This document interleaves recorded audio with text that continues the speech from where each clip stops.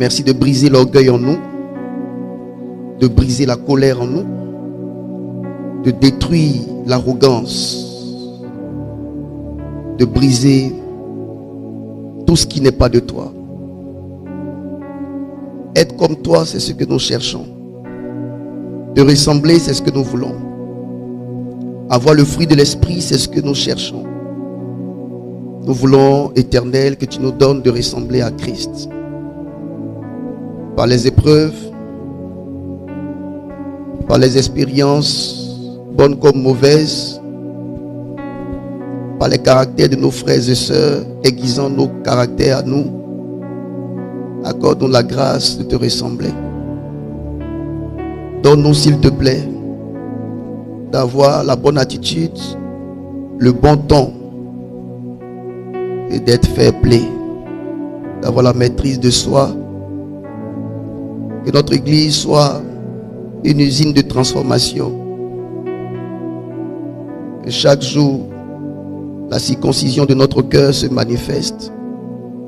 Que tu enlèves le caractère de trop, l'attitude de trop, la peau qui pend.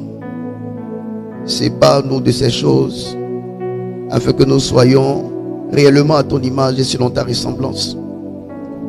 Ce matin, je viens prêcher. Je te demande de me guider, d'utiliser ma bouche, de m'épurer, me sanctifier, parce que je porte la nourriture de l'Éternel. Et que les regards de ton peuple sur ma personne soient des regards de sainteté. Car tu verras mon sacrificateur comme saint, car il a entre ses mains la nourriture de Dieu. Parce que Dieu lui-même est saint. Éternel, environne-moi d'une nuée de sainteté, afin que ce peuple puisse voir Dieu au travers d'un homme. Au nom de Jésus-Christ. Amen. Les fondements d'une spiritualité ordonnée. Les fondements d'une spiritualité ordonnée. Alléluia. Ça sera un enseignement posé. Je vais le traiter sur plusieurs dimanches. Car ce que je suis en train de vouloir vous enseigner, c'est un cours. Et celui qui veut connaître, connaîtra.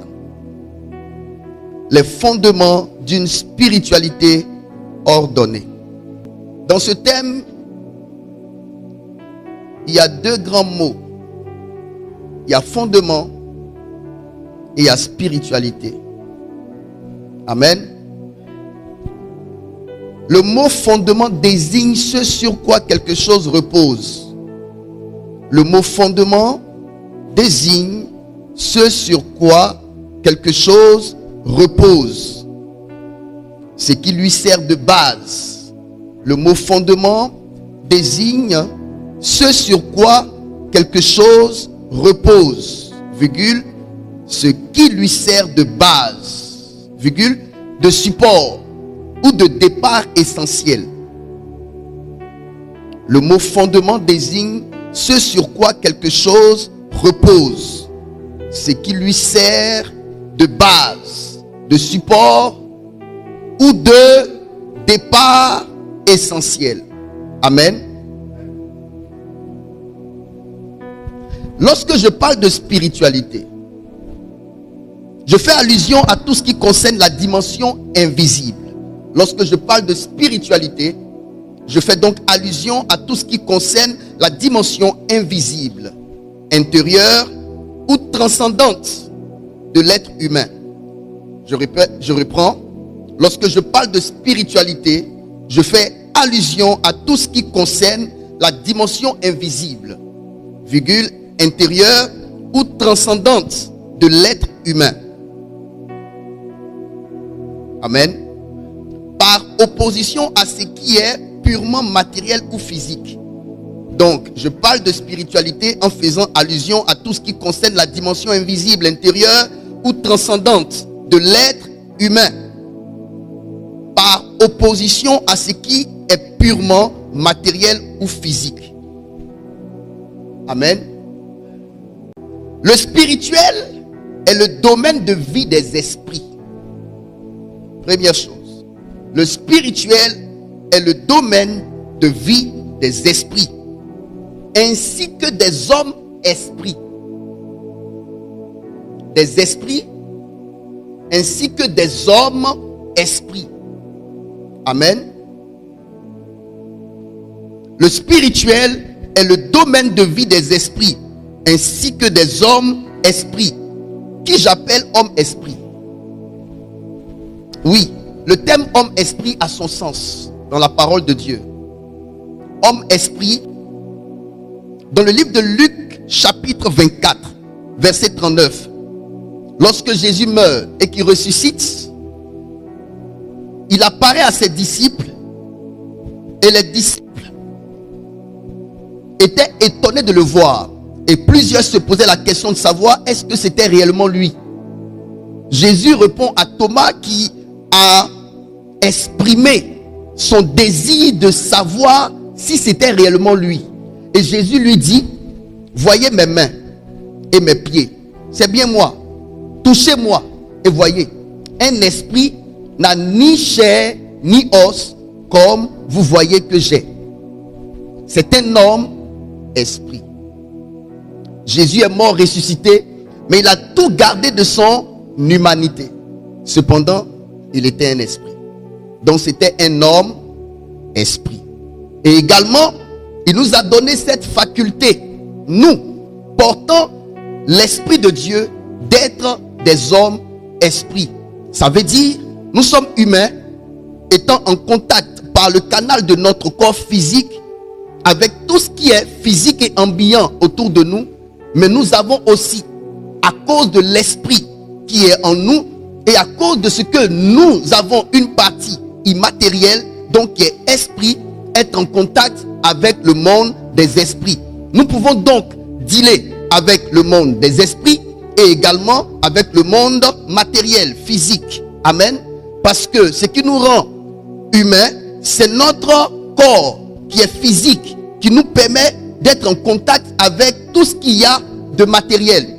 Mais en nous, en réalité, en l'homme, c'est l'esprit, le souffle de Tout-Puissant qui donne de l'intelligence. Donc l'homme est tripartite. Il est esprit, âme et corps. Et de facto, il a reçu également le Saint-Esprit en lui pour accroître sa spiritualité et savoir de quel côté jouer de sa spiritualité. Il y a la spiritualité du monde des ténèbres et il y a la spiritualité du monde de la lumière. C'est pourquoi dans le livre de 1 Pierre 2 verset 9, je crois, Daniel, tu peux me faire sortir ce test rapidement, je vais expliquer quelque chose. J'espère que c'est le test, ça me vient en tête. 1 Pierre 2 verset 9. Vous au contraire, vous êtes une race élue, un sacerdoce royal, une nation sainte, un peuple acquis, afin que vous annonciez les vertus de celui qui vous a appelé des ténèbres à son admirable lumière. Donc, la spiritualité des ténèbres et la spiritualité de la lumière. La spiritualité de la lumière est dirigée par Christ, qui est la lumière du monde. La spiritualité des ténèbres est dirigée par Satan, qui est le prince des ténèbres. Mais Dieu est le Père de toute spiritualité. Dieu contrôle, Dieu le Père contrôle et le monde des ténèbres et le monde de la lumière. Right? J'explique bien les choses? J'espère que j'explique bien les choses. On peut avancer? Bien. On dit d'une chose qu'elle est ordonnée lorsqu'elle est mise en ordre. On dit d'une chose qu'elle est ordonnée lorsqu'elle est mise en ordre, virgule, organisée selon une logique. Organisée selon une logique, une structure ou une règle précise. On dit donc d'une chose qu'elle est ordonnée lorsqu'elle est mise en ordre, virgule, organisée selon une logique, une structure ou une règle précise. Mes chers parents, je vous ai toujours dit que l'église est une école. Et dans cette école-là, on enseigne. Et vous devez aborder l'église de Dieu en tant que disciple. Disciple veut dire élève. Donc quand vous venez à l'église, vous venez dans l'esprit d'étudiant. Vous venez avec vos bloc-notes, vous venez avec vos stylos, parce que vous venez pour être instruit par le maître des maîtres qui nous a mis ici pour que nous puissions lui servir de relais. Pour que le Seigneur puisse agir dans votre vie, il faudrait qu'il se fasse connaître. Dieu doit se faire connaître. Oui, vous devez connaître ce que vous adorez. Vous devez connaître le Dieu que vous adorez. Dans la parole de Dieu, Jésus a eu un échange avec une dame autour d'un puits. C'était une femme cananéenne. Et lorsque Jésus échange avec cette femme lui dit: nos pères priaient sur les montagnes. Et Jésus va lui dire: vous priez ce que vous ne connaissez pas. D'accord? Vous priez ce que vous ne connaissez pas. Mais nous, juifs, nous prions ce que nous connaissons. Donc, je vais même parler de ce verset tout de suite. Mais pour le moment, allons doucement. J'ai parlé juste de ça pour que vous compreniez qu'il faut absolument que vous soyez disposés à ouvrir votre cerveau à des intelligences afin que vous puissiez croître en spiritualité. Je peux avancer avec vous? Donc, on dit d'une chose qu'elle est ordonnée lorsqu'elle est mise en ordre, organisée selon une logique, une structure ou une règle précise. Il y a un verset de la Bible qui attire mon attention. 1 Corinthiens chapitre 14 verset 33. Vous allez voir ici que la Bible parle d'ordre. 1 Corinthiens chapitre 14 verset 33.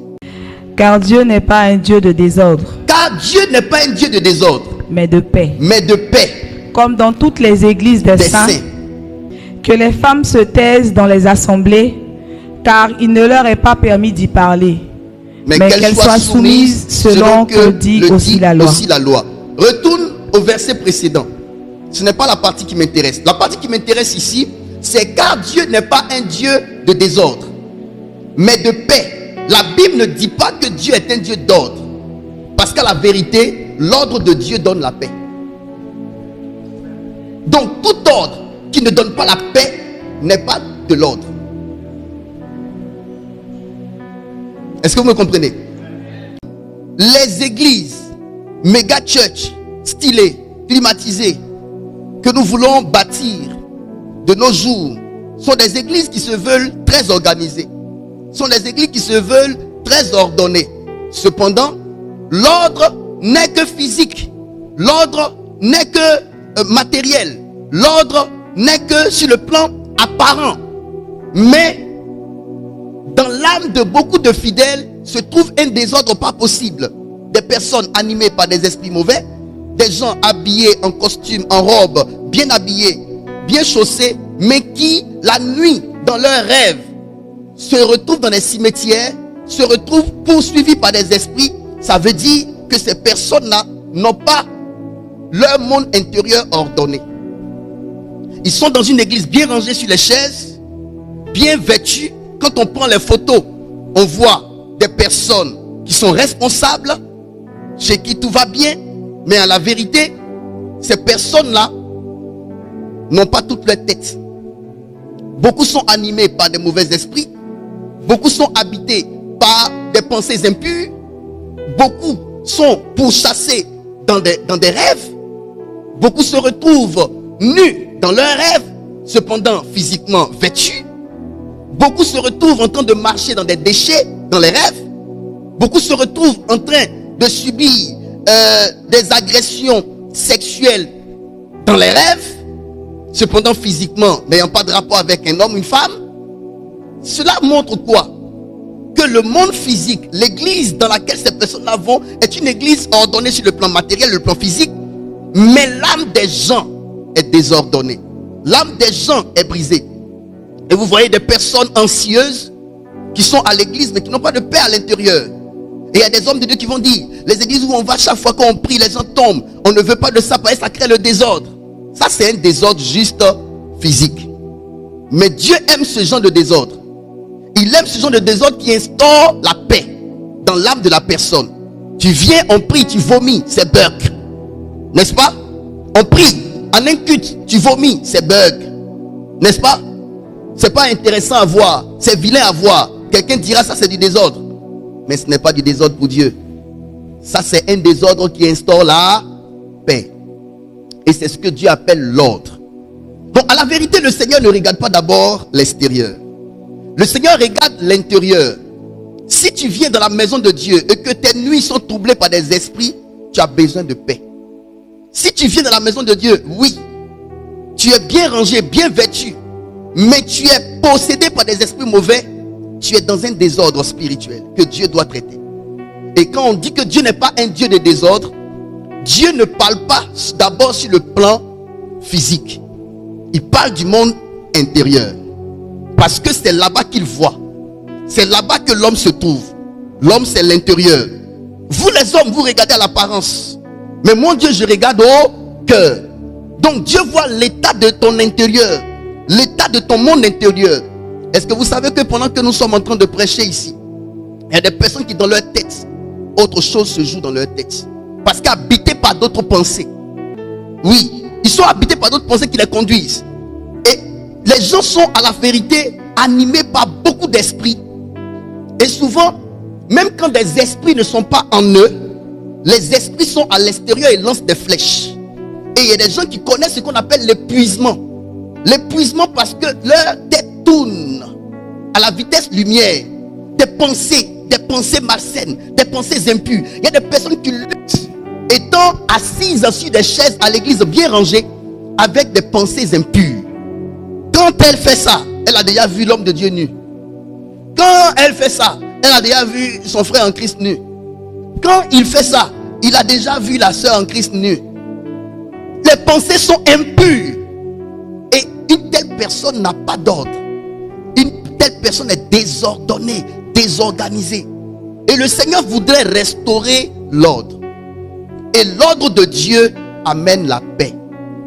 Tout ordre bien rangé sur une chaise, bien rangé à côté d'un frère, d'une sœur en Christ, chantant, adorant, louant, dansant, bien habillé, parfumé,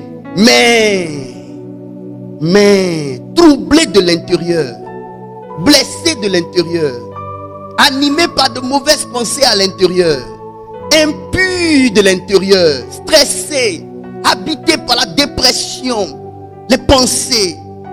Dieu doit restaurer l'intérieur des gens. Et c'est pour cela que le Seigneur parle de car Dieu n'est pas un Dieu de désordre, mais de paix. Il n'est pas un Dieu de désordre, mais de paix. Je déclare sur toi ce matin que le Seigneur t'apporte la paix intérieure. Que Dieu fasse taire les voix qui t'animent et qui troublent ta paix. Que Dieu fasse taire les voix impures avec lesquelles tu luttes et qui troublent ta quiétude. Que Dieu calme les vagues, les tempêtes qui se lèvent à l'intérieur de ton âme. Que tes pensées se reposent. Que tes pensées se reposent. Que ta tête soit froide et non chaude. Que tu arrives à trouver le calme à l'intérieur de toi. Il y a des personnes que vous voyez qui ne sont pas calmes du tout. Il y a la tempête dans leur tête. Les personnes marchent, mais avec des pensées troublantes. Il y a une tempête qui se lève. Vous voyez, tout ce que Jésus a vécu avec ses disciples, où il va dans un endroit, il voit un fou qui sort des cimetières, c'est l'état intérieur de quelqu'un.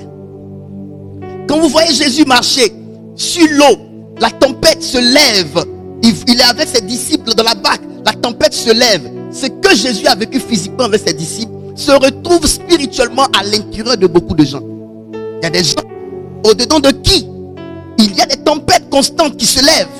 Et ces personnes-là n'ont plus leur tranquillité. Ces personnes-là vivent ce qu'on appelle le complexe d'infériorité. Tout ça, ce sont les vagues et les tempêtes qui se lèvent dans l'âme des gens. Il y a des personnes qui vont perdre leur destinée, perdre la direction de Dieu à cause des vagues et des tempêtes qui se lèvent au-dedans d'elles. À cause de la tempête qui se lève au-dedans de toi, tu n'arrives pas à savoir ce qui est bien pour toi. Parce qu'une vague se lève, une autre se lève. Une vague se lève, une autre se lève. Tu n'as pas l'équanimité de l'esprit. L'équanimité de l'esprit, c'est quoi? C'est l'équilibre de ton esprit. Tu n'es pas équilibré, stable émotionnellement.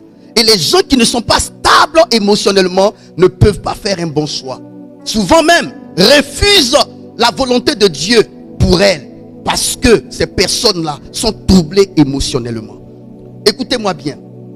Dieu, lorsqu'il veut faire grandir quelqu'un en spiritualité, Dieu, lorsqu'il veut développer quelqu'un, la première chose que Dieu touche, c'est l'environnement de sécurité. Dieu met l'homme dans un environnement de sécurité. C'est pourquoi tous les hommes d'affaires qui veulent se diriger de leur pays dans d'autres pays pour faire des investissements, donc accroître leur richesse, cherchent d'abord quoi?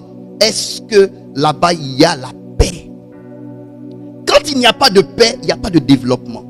Quand il n'y a pas de paix, je ne parle pas de la fausse paix, parce que alléluia, on s'est compris. Il y a la fausse paix. C'est pourquoi Jésus a dit: je vous donne la paix, je vous laisse ma paix. Je ne vous la donne pas comme le monde vous la donne. Donc le monde a sa paix. La paix de notre monde, c'est la paix dans l'injustice. C'est la paix dans le mensonge. C'est la paix de rapport de force. On te brime. Si tu veux réclamer tes biens, il y aura la guerre. Donc accepte. Accepte qu'on te prenne tes biens. Ne te lève pas contre.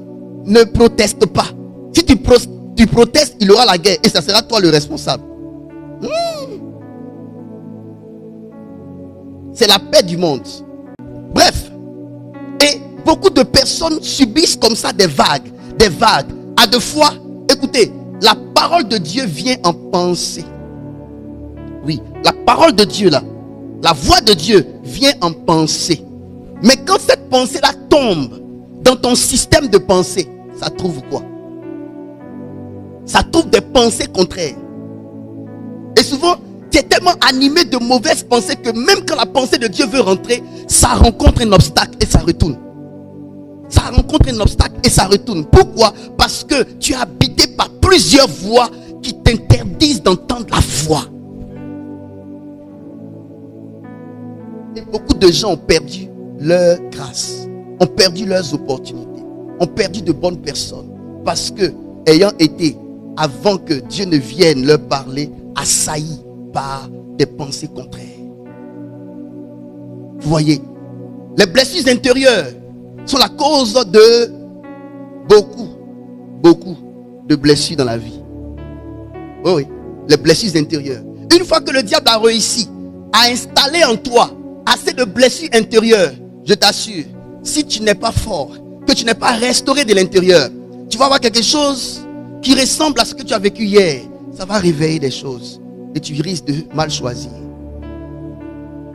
Que Dieu guérisse ton homme intérieur. Que Dieu te donne l'équanimité de l'esprit. Est-ce que je parle bien ce matin?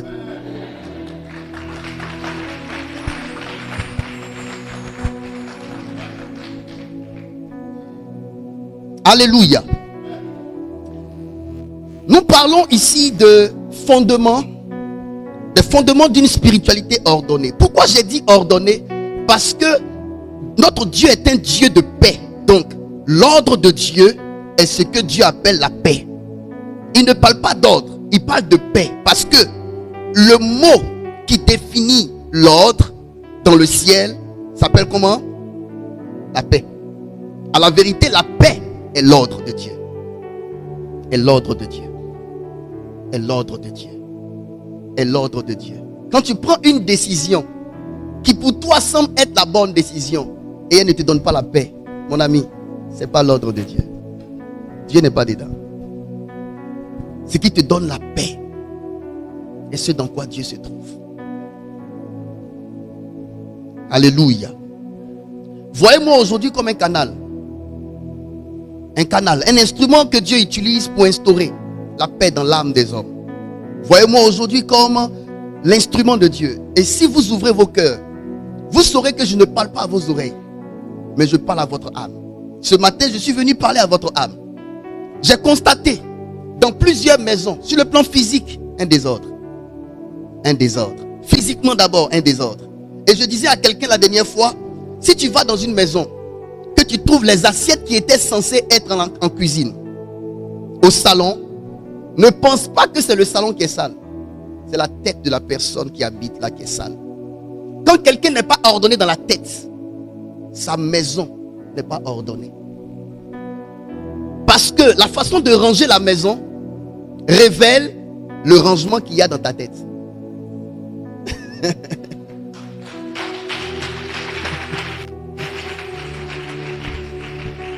Mes chers enfants, pour que je mette la couleur bleue là, je l'ai mis d'abord ici. C'est parce que la couleur bleue a été là que ça m'a conduit à mettre là. Si dans ma tête, la couleur bleue qui est là-bas devait être ici, ça là, ça allait se retrouver ici.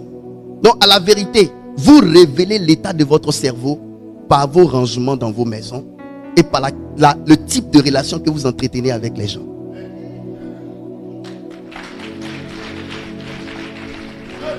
Tu n'arrives pas à avoir une bonne relation avec moi parce qu'à la vérité, toi-même à l'intérieur de toi, il n'y a pas de bonne relation. C'est purement votre homme intérieur qui ne fait que s'extérioriser dans vos rapports, vos manières de parler, vos manières de faire, vos manières de prendre ce que les gens vous disent. Toi, quelqu'un dira, lève-toi sur la chaise là. Tu vas dire, mais pourquoi tu veux que je laisse la chaise? Non, c'est pas grave. Tu vois, fair play. Mais un autre dira, lève-toi sur la chaise. Mais pourquoi? Mais il m'a mal parlé. Pourquoi il peut me demander? Vous voyez, c'est ce que tu es au-dedans de toi qui réagit. Ce n'est pas ce qu'on t'a fait.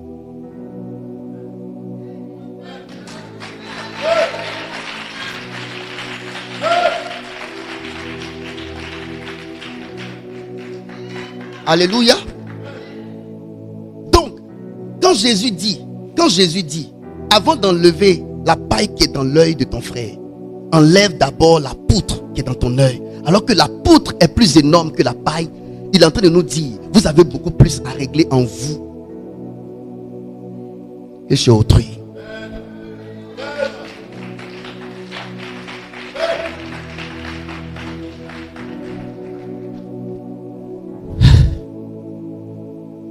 J'ai décidé, et ce n'est pas aujourd'hui, de me concentrer beaucoup plus sur moi-même. D'exiger très peu des gens et d'exiger beaucoup de moi-même. Si Christ n'a pas pu me transformer, c'est que je n'ai jamais été avec lui.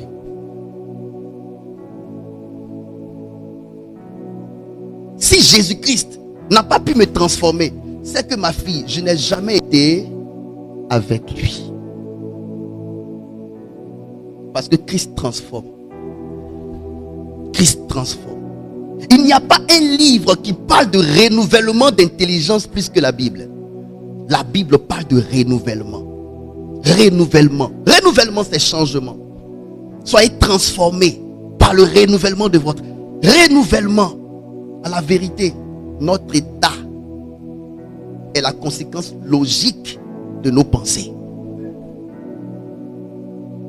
Il y a une pensée à laquelle tu es attaché qui influence ton caractère, influence tes propos, influence tes actions.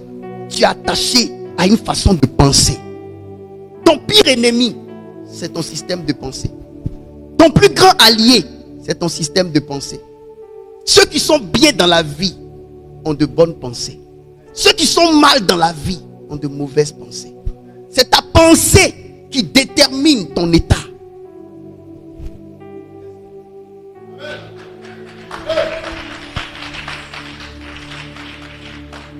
Une pensée malade est un comportement malade. Guérissez dans vos pensées.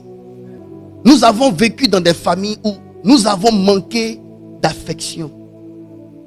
Et nous avons transporté le manque affectif dans nos vies. On a des hommes que vous voyez bien habillés en costume, mais malades de l'intérieur. Des femmes bien habillées en robe, mais malades de l'intérieur. Parce que quand ils sortent de la maison, ils sortent avec tout ce qu'ils ont vécu dans la maison. La figure paternelle ayant manqué, les gens sont déséquilibrés émotionnellement. Et les enfants qui ont été abandonnés par leur père autrefois, aujourd'hui, transportent un sentiment de rejet. Et parfois rejettent même les personnes qui les aiment. Parce qu'il arrive que, à force de ne pas recevoir d'amour, ça s'est incrusté dans leur âme comme si ces personnes-là, elles ne devraient pas bénéficier de l'amour. Elles ne se sentent pas dignes d'être aimées. Elles ne se sentent pas dignes d'être aimées. Il y a des gens qui rejettent l'amour. Quand on leur chante l'amour, ils rejettent. Parce qu'ils ne savent pas que le fait d'avoir été rejetés en famille plusieurs fois, ça leur a laissé un héritage. L'héritage du sentiment de rejet, au point de rejeter même les personnes que Dieu leur donne. Mais Dieu ne peut pas te sauver s'il ne t'adopte pas. Et donc tu vas devoir accepter qu'on t'aime, qu'on t'adopte. Tu dois devoir accepter ça. Et vous voyez, ces personnes-là, ils ont un côté qui crie « Aimez-moi ». Mais il y a un autre côté en ces personnes qui refoulent l'amour. Et c'est ça la tendance de l'arbre de la connaissance du bien et du mal. En toi, il y a ces deux tendances qui jouent. Il y a l'aspect, le côté de toi qui est du bien, qui réclame l'affection, qui réclame l'attention. Mais il y a un autre côté de toi qui a été tellement damé par le sentiment de rejet que ça a créé en toi une carapace. En même temps qu'on voit que tu sembles être humble, mais en même temps, toi qui sembles être humble, il y a en toi une autre personne en toi qui est orgueilleuse, qui est désinvolte, qui est arrogante. Et quand tu finis de chasser les personnes qui t'aiment, tu t'assois et puis tu commences à dire qu'on ne t'aime pas, qu'on te rejette, alors que c'est toi-même qui refoule. Par l'autre toi qui est en toi que tu ignores, ton pire ennemi, c'est ton autre toi qui est en toi, qui n'aime pas ton bonheur.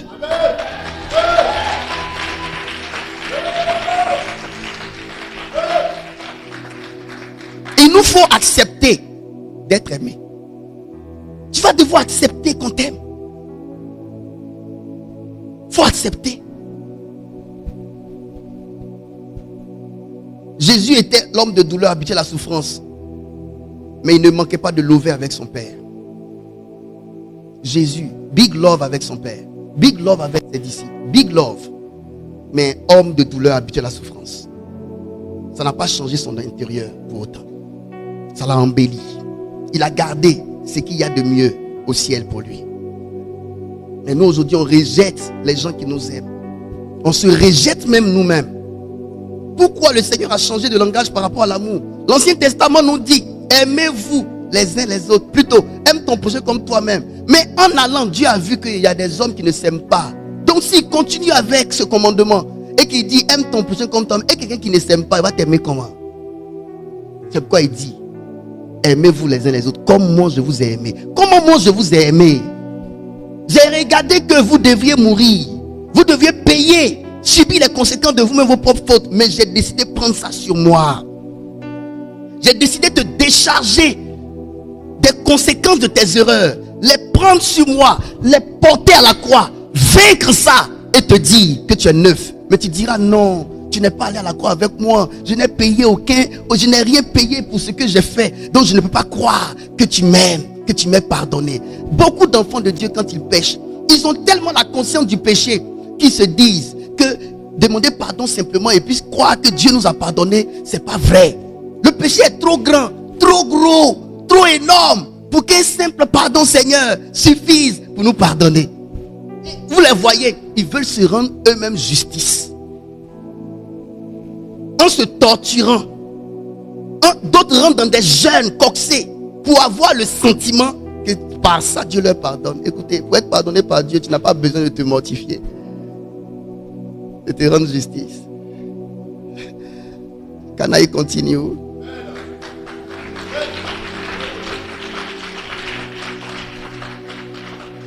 Président Ancré, j'ai lu la Bible, j'ai vu dans la Bible que le Seigneur dit que Dieu est fidèle et juste pour nous pardonner. Et quand j'ai gaffé, je ne fais que dire: Seigneur, pardonne-moi. Et si je trouve en mon cœur une sincérité, je crois qu'il m'a pardonné. Et que Dieu n'est pas comme nous les hommes qui pardonnons et qui gardons. Et je suis pardonné. On continue. On parle de fondement. On parle de fondement d'une spiritualité ordonnée. J'ai défini le fondement. J'ai défini ordonnée. J'ai défini également spiritualité en quelque peu. Mais j'aimerais vous dire une chose. Mes enfants, vous serez toujours mis à nu face au Saint-Esprit. Quand Dieu vient vers Adam, il sent qu'il est nu. Vous serez toujours mis à nu. Écoutez, ne couvrez jamais votre personne avec le drap de l'orgueil ou bien de l'humilité orgueilleuse. Ne donnez pas l'impression d'avoir changé. Changez. Changez. Parce que ça trahit de donner l'impression qu'on a changé. Ça trahit. Ça trahit. Tu ne peux pas couvrir longtemps la plaie que tu portes. L'odeur va te trahir.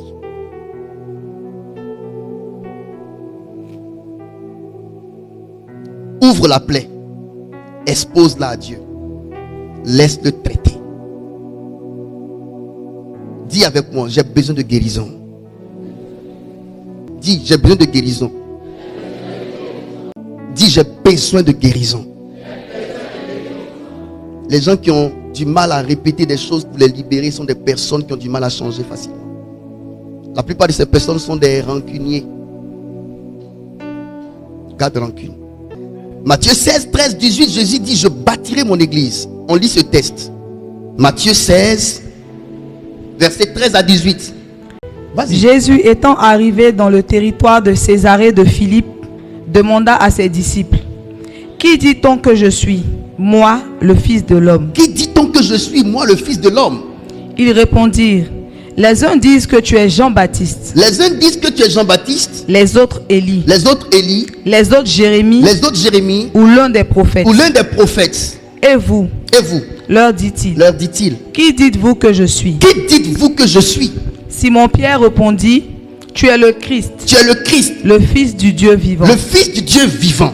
Jésus reprenant la parole lui dit, tu es heureux Simon, fils de Jonas, car ce ne sont pas la chair et le sang qui t'ont relevé cela. Révélé cela. Révélé Donc, cela. La chair et le sang révèlent. La chair et le sang révèlent. Quand on parle de la chair et le sang, on parle de l'humain.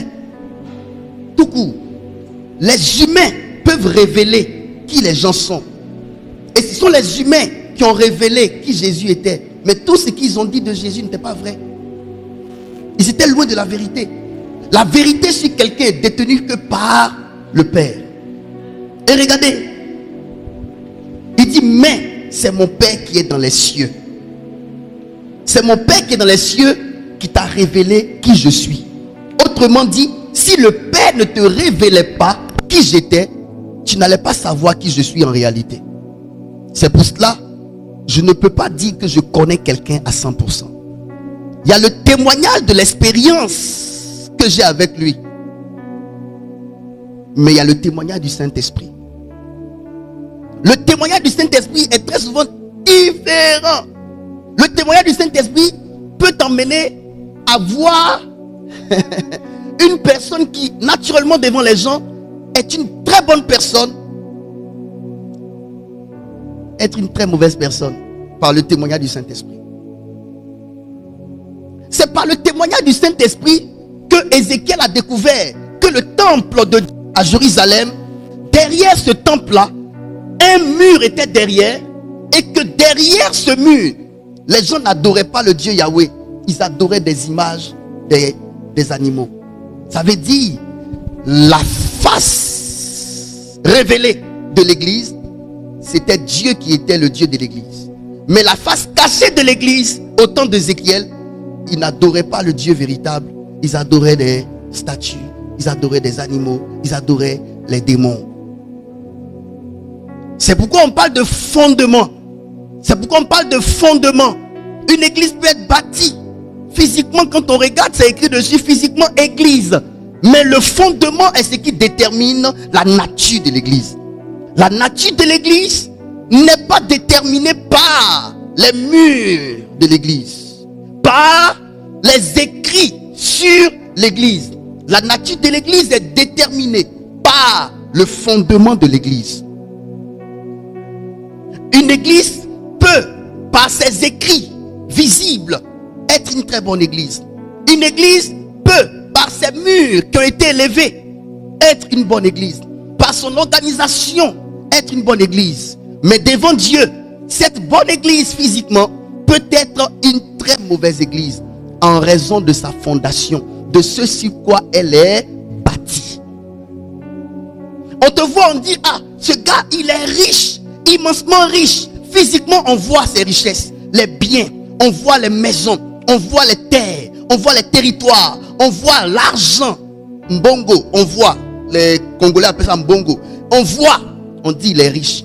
Mais tant que tu ne connais pas la source de sa richesse, tu ne peux pas déterminer la nature de sa richesse. Physiquement, on peut voir cette richesse grandiloquente. Mais l'identité de la richesse, le caractère de la richesse d'un homme n'est pas déterminé par la richesse, mais par sa source. Si c'est le sang humain, ce n'est pas une bonne source. Si c'est des pratiques démoniaques, ce n'est pas une bonne source. Alors là, le Seigneur dira, tu dis que tu es riche et que tu t'es enrichi et que tu n'as besoin de personne, mais moi je te dis, tu es aveugle, pauvre, misérable et nu.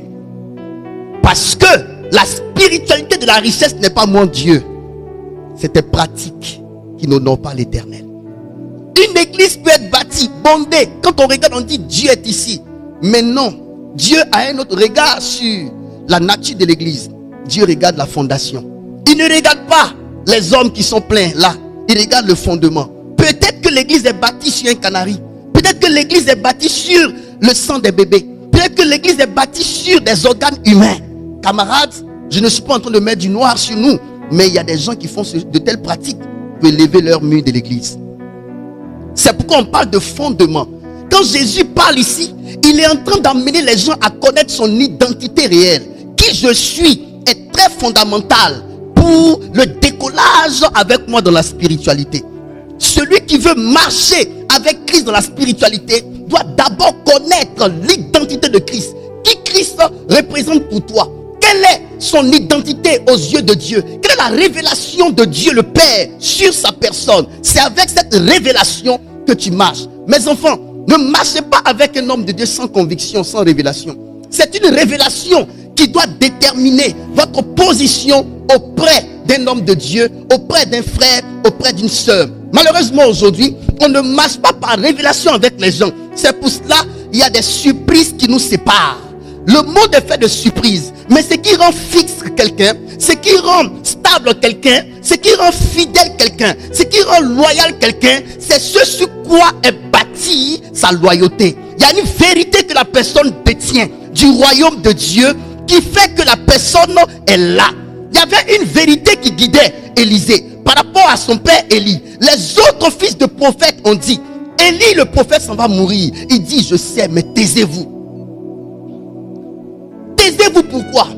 Parce que cette vérité-là, je la connais. Mais il y a quelque chose que moi je sais que vous ne savez pas. Je sais que cet homme qui s'en va finir, s'en va pour me donner son héritage. Que vous ne savez pas. La preuve en est, quand il continue de suivre son père, finalement, il n'a pas obéi à ce que les fils de prophètes lui ont dit. Ce qu'ils ont dit avait une part de vérité. Ce n'est pas toute la vérité. La vérité n'est pas à moitié. Je commence à prêcher maintenant. Suivez-moi. Il dit, je sais, mais taisez-vous. Eux, ils ont dit, il s'en va mourir. Pour lui dire, laisse-le, il n'a plus rien à te donner. Il n'y a plus rien de bon en lui. C'est pourquoi Jésus-Christ, quand il est né, il a passé toute sa vie dans un endroit qui était jugé de pas bon. À Nazareth, Bethléem. Quelque chose de bon peut sortir de Nazareth. Il est allé là-bas. Parce que le Seigneur aime aller là où on pense que rien de bon ne peut sortir. Parce que Dieu... Je vais dire quelque chose. Il a dit quelque chose. Les grandes destinées, les grands héritages, on les reçoit des endroits qui sont jugés ne plus produire de résultats. Et là, c'est une grande épreuve. Ah, l'homme de Dieu là, tu as entendu ça sur lui? Oh, la servante de Dieu là, as-tu entendu ça sur elle? C'est ça. Quand on dit il n'y a plus rien de bon à la personne, c'est là où Dieu commence à sélectionner les personnes qu'il faut. Écoutez, c'est trop facile d'avoir le monde entier au pied de quelqu'un en qui on peut tout recevoir. Quelqu'un qui est bien vu. Mais quand on te dit, lui là, il n'est pas fréquentable, très peu de personnes iront là-bas. Ça crée déjà le tri. Notre Dieu est un Dieu de tri. Notre Dieu est un Dieu de sélection. Pour créer le tri, souvent il met le noir sur son serviteur. Pour créer le tri, souvent il met les ténèbres sur son serviteur. Une information qui va créer le tri entre les hommes. Parce que ceux qui sont éligibles à l'abondance, ceux qui sont éligibles à la grandeur, sont des personnes démarquées, sont des personnes sélectives. N'importe qui n'a pas le droit de monter dans dimension avec Dieu. Il faut que tu apprennes quelque chose sur moi, que quelqu'un t'ait dit quelque chose sur moi qui peut te faire m'abandonner pour que Dieu puisse juger de qui doit recevoir de moi. Est-ce que quelque chose de bon peut sortir de Nazareth? Cependant, le Fils de Dieu est sorti de là-bas. Ceux qui ne s'attendaient pas à quelque chose de bon de Nazareth n'ont pas voulu prêter oreille. Et il est sorti de là-bas. On s'attendait à lui dans l'hôtellerie. Comme toute attente, il est né dans la bergerie. Il faut être quelqu'un qui a la révélation pour accepter que le Messie vient de la bergerie. Parce que les Messies n'accouchent pas dans la bergerie. Ils accouchent dans l'hôtellerie. Dieu éprouve. Ah oui, Dieu éprouve. Un homme de Dieu m'a dit, tu vois la femme que j'ai prise. Ça, beaucoup vont dire, on ne prend pas. Mais un homme spirituel, il regarde et puis il prend.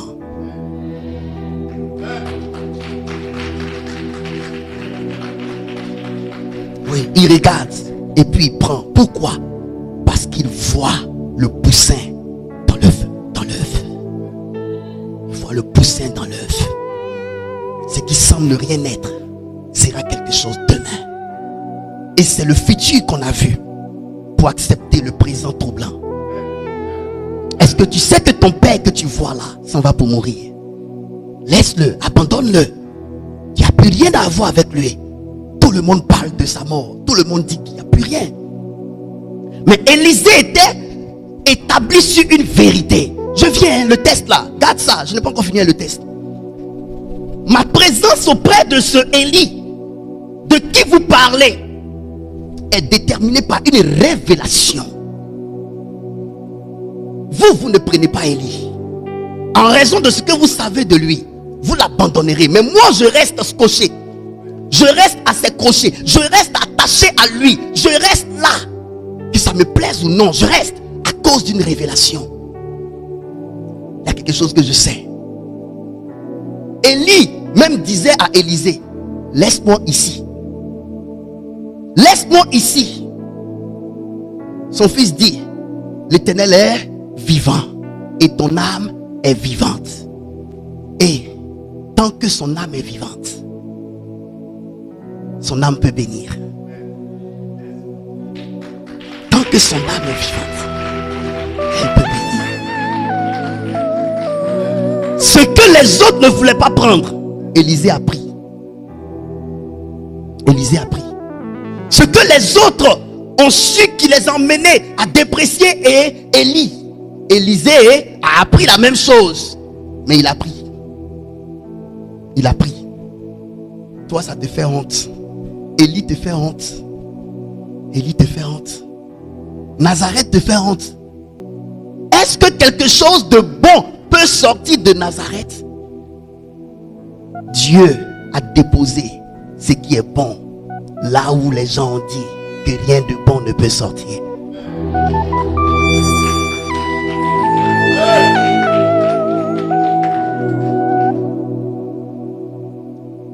Élie a fait passer son fils Élisée par le test de la fidélité. Laisse-moi. Il savait que les gens lui disaient de le laisser. Élie savait que les gens disaient à Élisée, son fils, de le laisser. Il a préféré le laisser avant que Élisée ne le laisse. C'est là où mon père, Joël Fonstato, dit, laissez les gens qui veulent vous laisser avant qu'ils ne vous laissent. Quand tu sais que la personne veut te laisser, ne la laisse pas te laisser avant. Laisse-la avant. Pour lui dire, autant tu penses ne pas avoir besoin de moi, toi, je n'ai pas aussi besoin de toi. Et Élie a dit à son fils Élisée, laisse-moi ici. Mais Élisée lui a dit, l'Éternel est vivant et ton âme est vivante. Vous pensez que le cœur de Élie n'était pas émotionné? Voir un tel enfant qui décide de rester fidèle à moi malgré tout. Il lui a dit 3 fois, laisse-moi, laisse-moi, laisse-moi. L'enfant dit, ne te laisserai pas. Après il a dit, demande-moi ce que tu veux. Alléluia. Ne le laisse pas tant qu'il ne t'a pas dit, demande-moi ce que tu veux. Les pères que vous voulez laisser ont quelque chose à donner. Et c'est votre héritage. Vous le laisserez aller seul. Même le fils prodigue, au moins, a montré quelque chose, un intérêt pour l'héritage. Avant de partir de la maison de son père, il dit, papa, donne-moi mon héritage. Je n'irai pas seul les mains vides. Et Jésus a dit, je ne vous laisserai pas orphelin. Je ne peux pas te laisser sans rien te donner. Il dit, vous ne sortirez pas de l'Égypte les mains vides. Toi qui veux aller les mains vides, tu n'es pas intelligent. Tu dois recevoir quelque chose. Élie a dit, demande-moi ce que tu veux. Il dit, je veux le double de l'esprit qui est sur toi. Ah, c'est ce que les 50 fils de prophètes n'ont pas vu. Ils avaient la vérité à moitié. La vérité de ce qu'il s'en va pour mourir. Mais l'autre vérité qui doit compléter pour que ça soit la vérité. Ils n'avaient pas le double de l'esprit. Les gens ont vu les failles. Les gens ont vu. Mais ils n'ont pas vu le double de l'esprit qu'ils pouvaient recevoir. Élisée dit, je veux le double de l'esprit. C'est cette révélation-là qui me maintient là à tes côtés. Qui fait que ce que les autres ont su, qui veut les emmener à te laisser, j'ai su, mais je suis resté accroché. Vous devez avoir une raison de demeurer. Là où les gens vous donnent les raisons de quitter.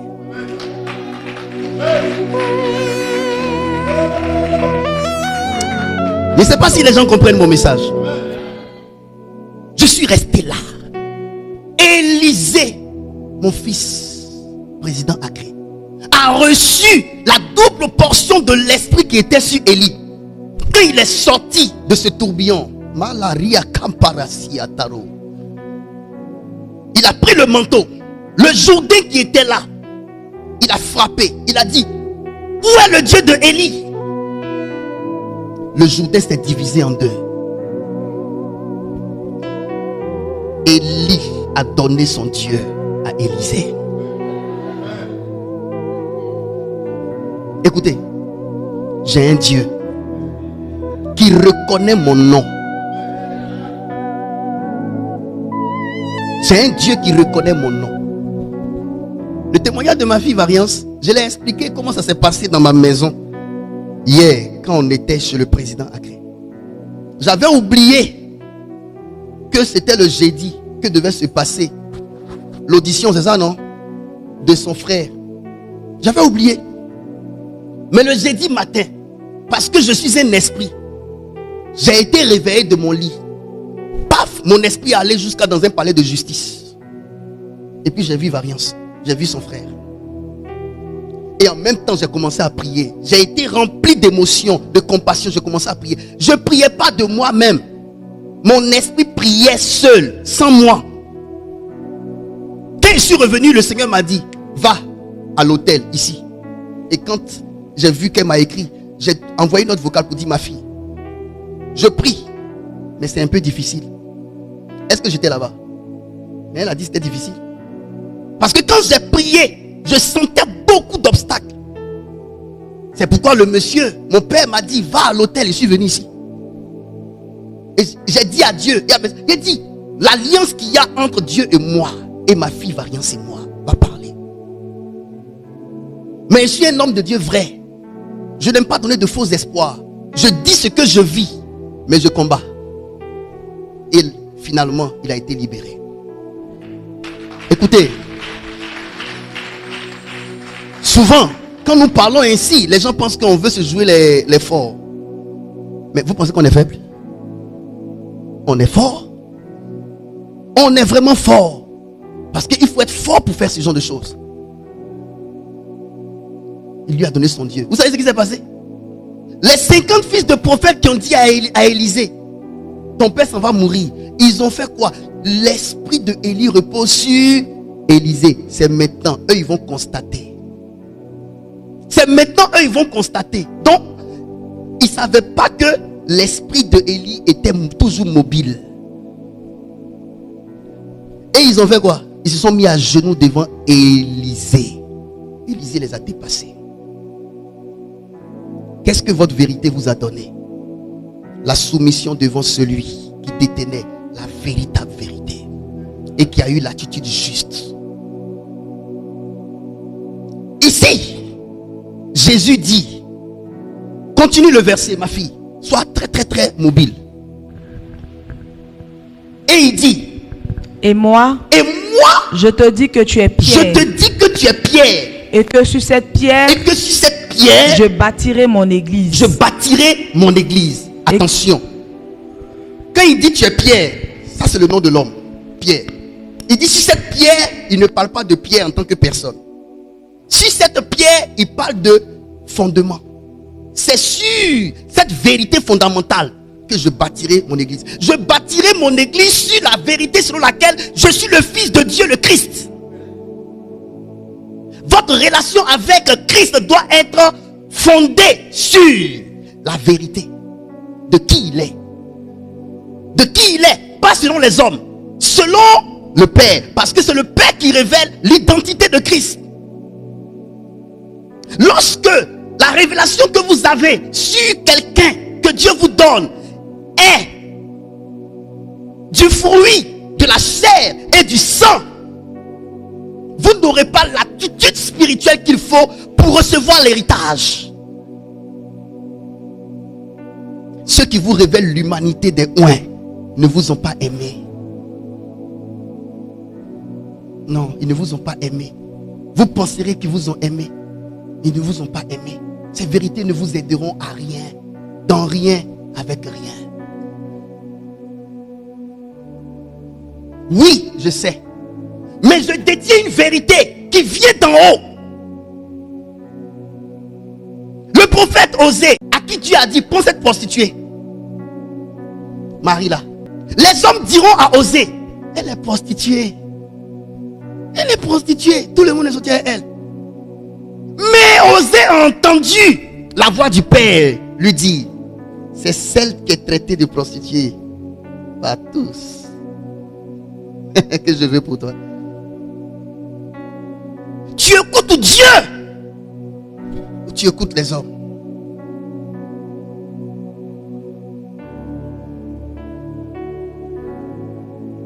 Les hommes ne sont pas de bons rémunérateurs. Mais l'Éternel est le bon rémunérateur. On gagne gros quand on l'écoute. Et on perd gros quand on ne l'écoute pas.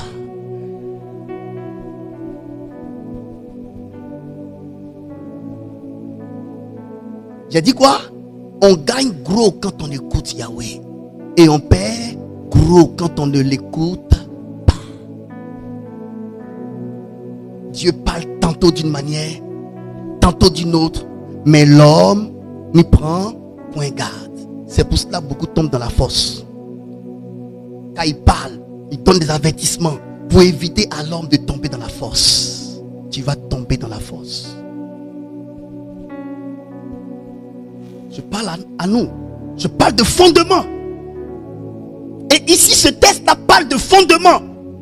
Notre Dieu bâtit son église sur une fondation. La fondation est une vérité. La vérité selon laquelle Christ est le Messie, le Fils du Dieu vivant. Et cette révélation ne vient ni de la chair, ni du sang, mais de Dieu le Père. Pendant que tout le monde parlait mal de Papa Joël, il y a des gens qui dormaient la nuit et qui voyaient Dieu prendre son esprit, venir les guérir. Ils se réveillaient le matin, ils étaient guéris. Ça, c'est le témoignage de l'esprit. Au-delà de tout ce qu'on dit, il y a le témoignage du Saint-Esprit. Et arrivé à un certain moment, pour marcher avec Dieu, élimine ton cerveau. Marche avec la révélation.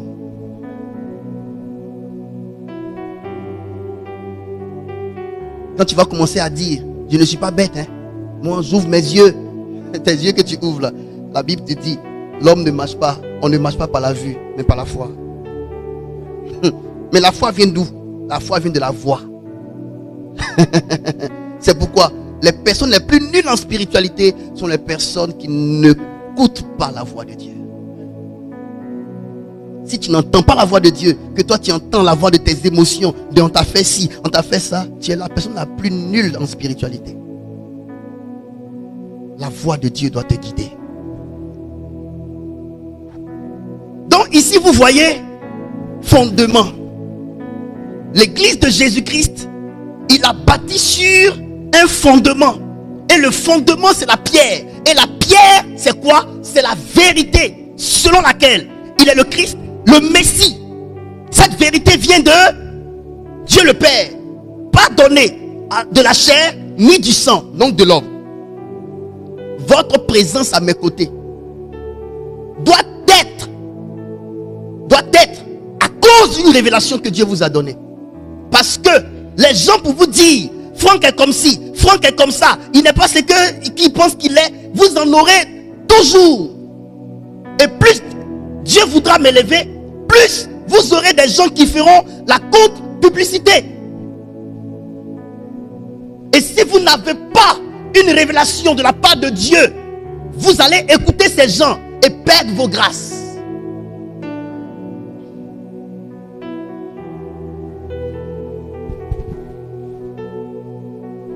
Ne pensez pas que je lutte pour que vous me gardiez, hein? Je suis en train de vous enseigner. Je ne gagne rien à ce que tu me gardes. Je ne gagne rien à ce que tu me gardes. Je ne lutte pas pour ça, ne croyez pas ça. Je vous enseigne la parole de Dieu. Je vous mets dans les lignes de la parole de Dieu. On peut avancer. La spiritualité est une science exacte. La spiritualité est une science exacte. La spiritualité est comme les mathématiques. 1 plus 1 donne un résultat. 1 moins, ça donne un résultat. Telle fois, multiplication, ça donne un résultat. Soustraction, ça donne un résultat. Addition, ça donne un résultat. Division, ça donne un résultat. La spiritualité, ne pensez pas que c'est pour dondon, pour. Non. C'est pourquoi le Seigneur nous montre quoi faire. Si tu fais ça, plus ça, fois ça, ça va donner ça. Si tu fais ça, moins ça, plus ça, ça va donner ça. Si tu agis comme ça, ça va donner ça. Donc ne pensez pas que vous êtes là, vous n'êtes pas acteur dans la spiritualité, vous êtes là, vous subissez. Non, on ne subit pas. On pose des actes et on change les choses. Une chose peut être en train de se créer dans ta vie et tu peux avoir les ressources nécessaires pour changer la chose. Ézéchias a entendu du même Dieu qui parle et la chose arrive. Prépare-toi, tu vas mourir. Il a tourné son regard vers le mur. Il a rappelé à Dieu toutes les bonnes œuvres qu'il avait faites. Dieu a dit à son serviteur qui lui avait annoncé ça, retourne lui dit, je lui donne encore 15 années de plus. Qu'est-ce qui a changé les données? Il a fait quelque chose. Les anges qui passaient au devant de la maison d'Abraham, avec Dieu, avec eux, ne partaient pas dans la direction de cet homme. Ils n'allaient pas chez lui. Mais il a créé ce qu'on appelle un pont spirituel. Ils s'en vont quelque part, mais il les a attirés vers lui. En les invitant. Il les a appâtés avec l'offrande et l'accueil. Jésus partait sauver la fille de Jairus. Direction sur la fille de Jairus pour la ressusciter. Mais la femme qui souffrait de perte de sang s'est servie dans le tas. Il y a des choses qu'on fait pour que ce qui n'était même pas destiné à nous nous revienne. Tu peux prendre ce qui appartient à autrui. Si autrui ne sait pas protéger ce qui lui appartient. Le monde spirituel, c'est comme ça. Vous pensez que le spirituel là, c'est du jeu? C'est une science exacte. C'est comme les maths. Ça plus ça donne ça. Ça moins ça donne ça. Si tu sais faire ça, ça va donner ça. On te dit même une mauvaise nouvelle arrive. Tu sais, mais tu t'assois pas pour attendre que ça arrive. Tu peux changer la chose. Cette année, j'ai vu une ombre noire venir envahir l'église. Le Seigneur m'a dit, si tu ne te lèves pas, ça va t'arriver. Il dit, Seigneur, qu'est-ce qu'il faut faire? Je vais te montrer. Il dit, prends, dis à tes enfants, même achète des sacs de riz.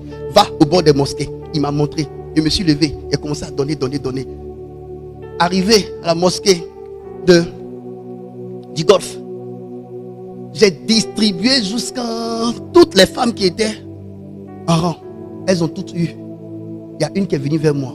Elle m'a dit, papa, ton sacrifice a marché. J'étais avec mes fils. Ton sacrifice a marché. Toutes les pressions que je ressentais, tout a été dissipé. On a lu hier, l'ange est sorti frapper. Mais pour qu'il arrête, il a dit, voilà ce qu'il faut faire.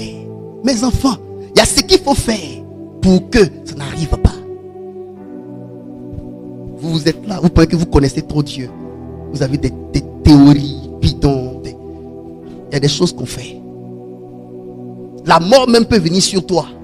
La Bible dit, la richesse du riche sert de rançon pour son âme. Tu peux donner. Satan a dit à Dieu, peau pour peau. Un homme donne tout ce qu'il possède pour se maintenir en vie. Donc, tu peux être en train de vouloir mourir. Ça a été arrêté. Mais tu peux décider, par connaissance de la spiritualité, prendre tout ce que tu as de chair, donner en offrande à Dieu. Tu as racheté ta vie. Ça meurt à ta place. Et tu gardes la vie. C'est pourquoi Dieu ne veut pas qu'on soit attaché aux richesses. Parce que Dieu utilise vos richesses pour vous sauver votre peau. Si tu es attaché à ça, tu as dit non, je ne peux pas donner ça à Dieu. Et tellement que tu ne veux pas donner à Dieu, tu as dit c'est l'homme de Dieu qui va prendre, il va faire. Alléluia. Est-ce que je parle bien? Je suis en train de vous enseigner des choses cette fin d'année. Ouvrez juste vos cœurs. Laissez Dieu s'asseoir. Laissez Dieu s'asseoir. On peut changer les choses. On peut modifier des destinées. On peut arranger certaines choses. On peut harmoniser certaines choses. Ce qui était censé t'arriver en mal, on peut le changer en bien pour toi. Et Dieu, il est spécialiste dans ce domaine. C'est pourquoi Joseph a dit, vous avez voulu me faire du mal, mais Dieu l'a changé en bien.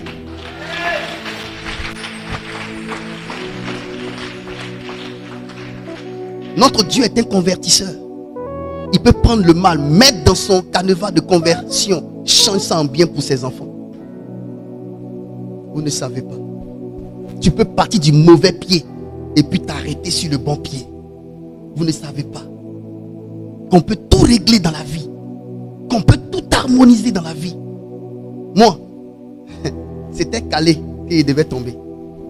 C'était prévisible, je devais tomber. Jusqu'à ce que ça sorte de la bouche des prophètes, des hommes de Dieu. Non, je devais tomber. Moi-même, je savais ça. J'ai lutté. Quand il m'a dit jeune, tout ça là, c'est pourquoi? C'est les sacrifices pour que cela puisse payer. 5 mois, mortifie ton âme. C'est que le monde des ténèbres a contre toi. Il faut que tu puisses payer le prix concordant, correspondant. J'ai payé.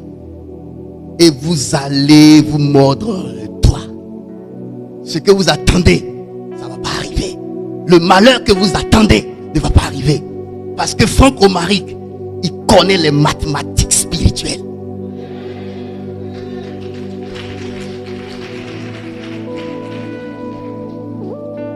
Alléluia. Le spirituel dont je parle ici est un monde. Est un monde constitué de portes. La seule porte de notre spiritualité ici s'appelle Jésus-Christ. Dans le livre de Jean chapitre 10 verset 9, mon enfant, tu sais, tu vas beaucoup regretter. Parce que quand tu écoutes Franck Omaric, tu écoutes Dieu, tu écoutes la parole de Dieu, tu t'assois, tu réfléchis sur certaines choses, tu te rends compte que tu as pensé être mature, connaître, mais à la vérité tu étais enfant. Tu ne connaissais pas. Tu ne connaissais pas. Tu ne connaissais rien. Dieu va nous aider. Jean 19. Je suis la porte. Je suis la porte. Jésus-Christ est la porte qui donne accès au monde spirituel de la lumière. Jésus est la porte. Il dit, si quelqu'un entre par moi, il sera comment? Sauvé. Le salut est le bien le plus précieux du royaume de Dieu. J'ai dit quoi? Le salut est le bien le plus précieux du royaume de Dieu, du royaume de la lumière. Et Jésus est la porte de ce royaume. Je vous ai dit dans le livre de 1 Pierre, il nous a attirés des ténèbres pour nous conduire dans son admirable lumière. Donc, dans sa spiritualité à lui. Et c'est Christ Jésus qui est la porte du monde spirituel que nous convoitons, dans lequel nous sommes censés opérer. C'est Jésus-Christ qui est la porte, mon fils. Il dit, nul ne vient au Père sans passer par moi. Il est la porte. Alléluia. Dans la parole de Dieu, après que Adam et Ève aient péché, ils sont sortis du monde spirituel de la lumière. Et ils ont été étouffés par le monde spirituel des ténèbres. Et depuis que le péché s'est installé dans la vie de l'homme, le péché a créé ce qu'on appelle le nuage. Lamentation chapitre 3 verset 44. Dieu s'enveloppe des nuages pour fermer accès à la prière. Donc les nuages que vous voyez, il y en a d'autres qui sont juste des draps, qui sont des voiles. Il y a des nuages qui représentent des voiles que Dieu utilise pour bloquer l'accès à lui.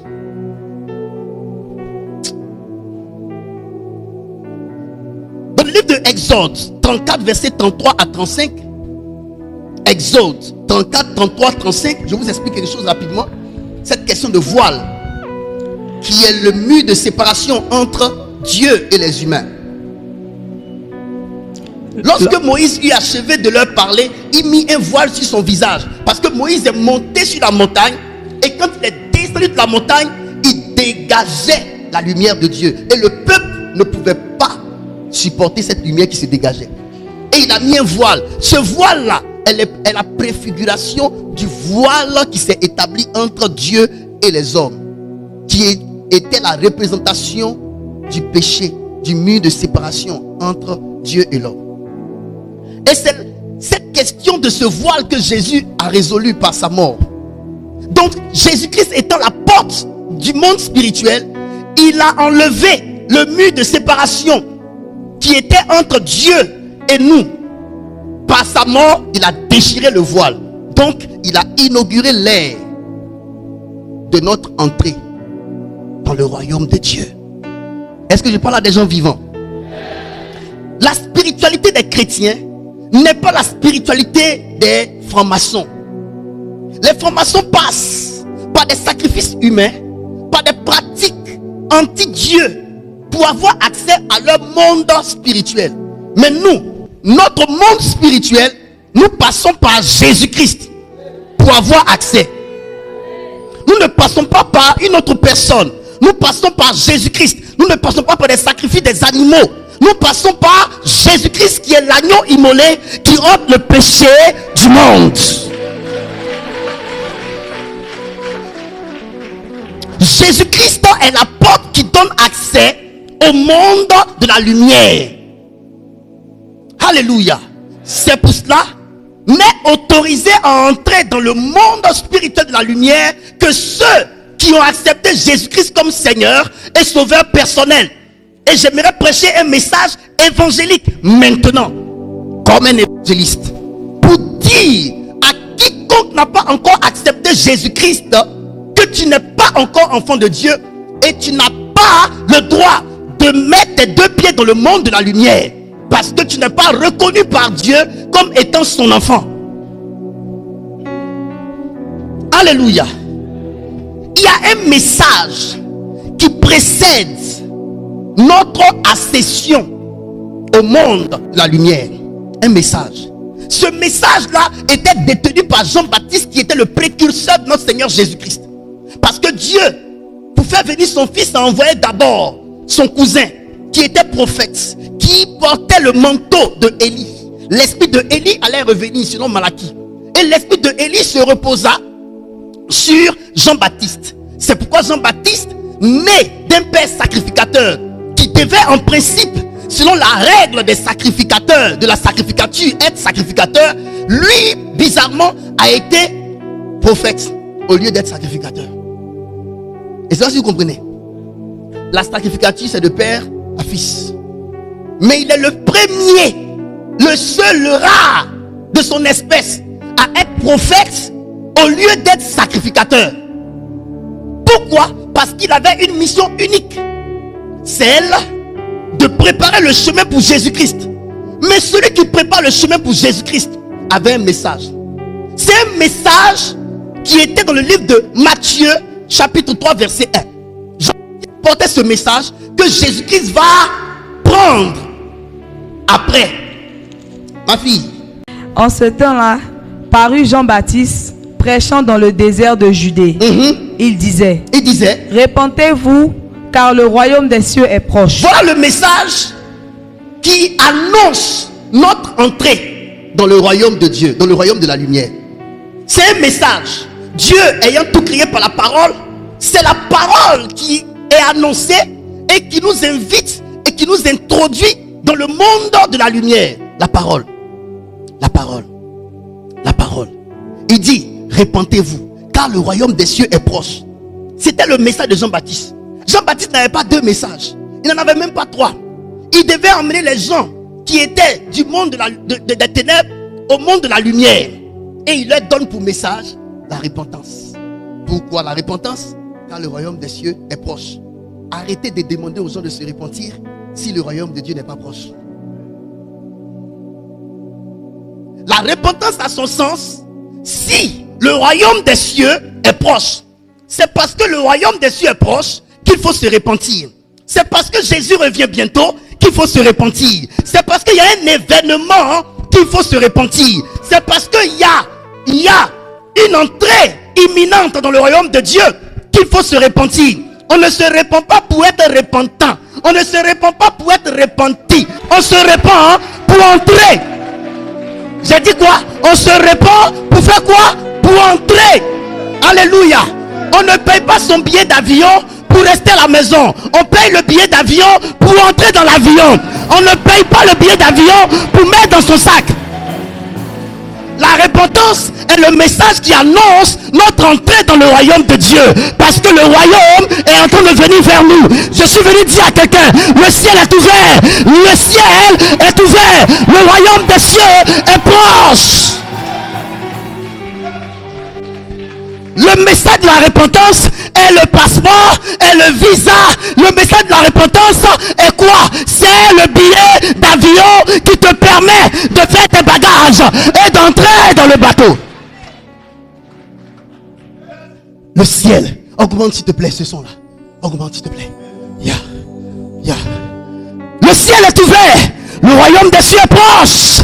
Autrefois le royaume des cieux était loin de vous. Autrefois le royaume des cieux était fermé à vous. Autrefois je n'étais pas encore venu. Le ciel était fermé. Mais je suis la porte. Quand je viens, étant la porte, le ciel s'ouvre. Karabababa Santa Rabasia. Endabarika Bendoria Sante. Ni mayon de son de kain de rain de brain de si. Ilayon mante sia tarabaku Santa Rabasanto. Radadado Shakarabasanto Paria Sali. Le royaume des cieux est proche. Le royaume des cieux est proche. Là où était Adam avant qu'il ne vienne pécher sur la terre. Là où est parti Abraham. Là où est parti David. Là où est parti Lazare. Là où est parti Paul, Pierre, Jean. Le ciel est ouvert. Le royaume de notre Père. Là où est parti David. Le royaume des cieux. Le royaume des cieux, le lieu de la lumière, le lieu où il y a la lumière, le lieu où il y a les anges, le lieu où la ville qui a été bâtie sur le fondement d'or, de fil, d'émeraude, de sardoine, de topaz, le ciel des anges, le ciel des pères, le ciel de nos pères. Oh Jesus, Korabasanta Rababasha. Le ciel est proche. Le royaume des cieux est proche. Il y a un lieu qu'on appelle le royaume des cieux. Un lieu qui nous recueillera lorsqu'on sera dans la tombe. Je crois que notre fille Pélagie est dans ce lieu. Le royaume des cieux. Le royaume des cieux est une source d'espoir. Le royaume des cieux est une annonce de vie. Le royaume des cieux est un message d'espérance. Le royaume des cieux est ce qui me fait ne plus pleurer les morts. Le royaume des cieux est proche. Hey! Jésus, ouvre les cieux. Le ciel est ouvert sur l'église. Le ciel est ouvert sur la Côte d'Ivoire. Ce matin, le Seigneur a décidé de nous mettre en contact avec le royaume de Dieu. Le Seigneur a décidé de nous mettre en contact avec le royaume de Dieu. Il a décidé de nous mettre en contact avec le royaume de Dieu. Il a décidé de nous mettre en contact avec la fraîcheur du royaume. Le ciel est ouvert. Le ciel est ouvert. Le ciel est ouvert. Le ciel est ouvert. Le ciel est ouvert. Répentez-vous. Abandonnez la magie. Abandonnez la franc-maçonnerie. Abandonnez le fétichisme. Le ciel de paix. Là où se trouve Jésus. Là où il est assis sur le trône élevé. Là où les anges entourent le royaume de Dieu. Là où les anges entourent le ciel. Quelque chose se passe. Quelque chose se passe. Cet endroit lumineux, cet endroit extraordinaire, cet endroit glorieux, cet endroit où les arbres respirent, cet endroit où le fruit de la connaissance du bien et du mal ne peut pas avoir accès, cet endroit où il y a l'arbre de la vie, cet endroit, le paradis de Dieu, l'endroit où nous serions emportés lorsque nous serions soudés. Le royaume de Dieu, le royaume des cieux, le lieu de lumière, cet endroit lumineux, cet endroit lumineux, ce lieu rempli d'anges. Il y a des anges partout dans ce ciel, il y a des anges partout dans le ciel, il y a des anges partout. Il y a des anges partout dans ce lieu. Les anges sont partout dans ce lieu. Les anges sont partout dans ce lieu. Le lieu où il n'y a plus de douleur.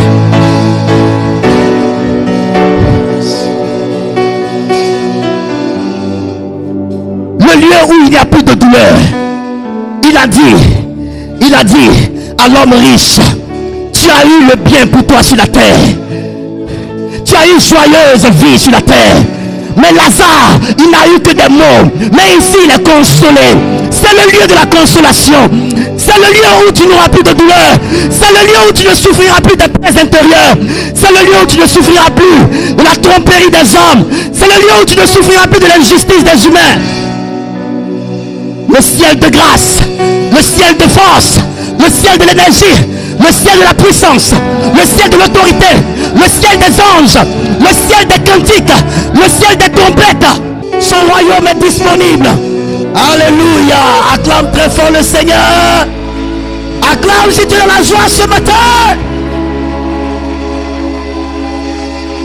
Le royaume des cieux approche. Le royaume de Dieu est proche.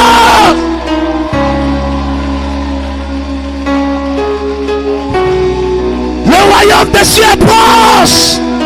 Et tu es invité, tu es invité, tu es invité, tu es invité, tu es invité, tu es invité, tu es invité, tu es invité.